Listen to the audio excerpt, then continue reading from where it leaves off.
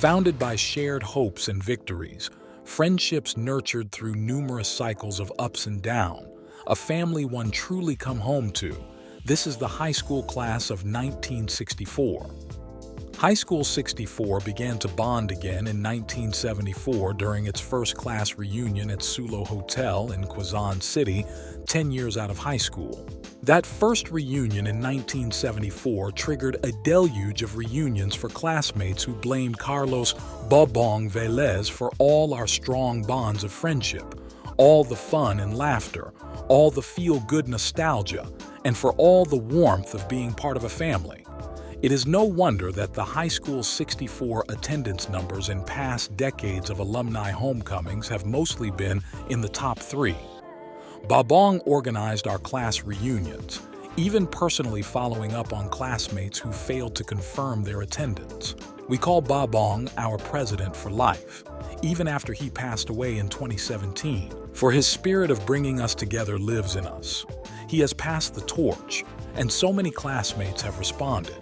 In our septuagenarian years, the reunions of our High School 64 family continue. One of our classmates Bobong passed the torch to was Toto Revilla. Bobong was a totally driven, dedicated, and committed person who gave 110% effort to any task assigned. He was a trailblazer, a repository of new ideas and concepts, especially in sports, which was his field of interest. He was a caring individual concerned with the people around him, his family, his associates in business, and his friends. He was a moving force behind High School 64 and was the glue that kept our class together through all the years. He loved High School 64. Consequently, High School 64 loved him in return and still remembers him fondly to this day. And Bobong extended our family to everyone who was part of our journey. In the yearbook, there were about 144, 146 graduates.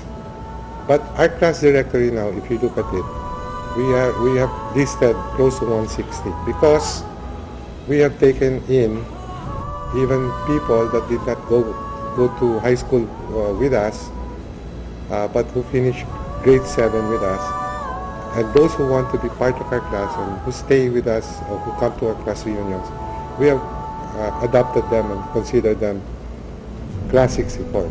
Definitely, our claim to fame would be our association with LaSalle Sports. In 1989, when we hosted the LaSalle Homecoming as Silver Jubilarians, we decided to set up the LaSalle Alumni Sports Foundation. Maybe by coincidence, since we set that up, LaSalle became very competitive in UAAP sports, most notably basketball. Aside from LaSalle sports, Bobong's other passion was sports broadcasting. He was actually the godfather of broadcasting as far as I'm concerned, at least PBA broadcasting. No doubt, without him and without that coverage that he went through, the PBA wouldn't have reached the heights that it is now.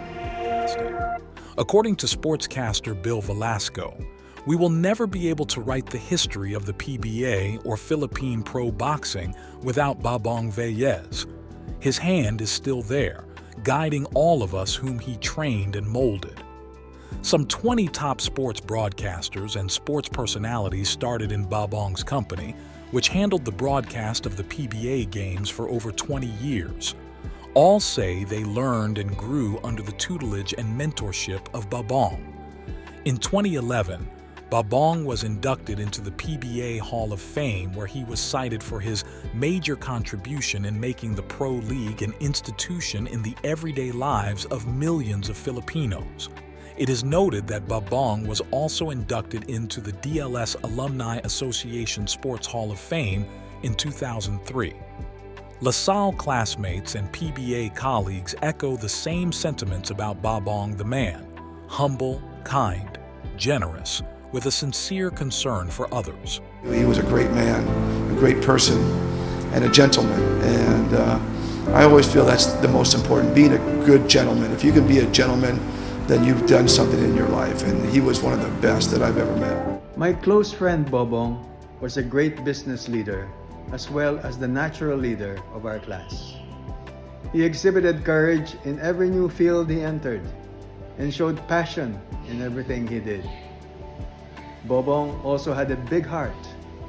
He raised funds for classmates who were ill or had to have surgeries. He really had the natural instinct to extend both his hand and his time to anyone in need.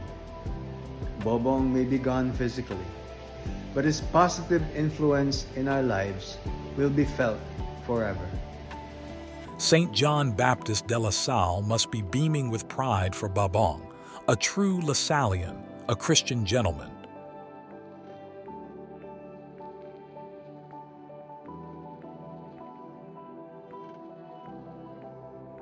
President for Life, De La Salle High School Class of 1964.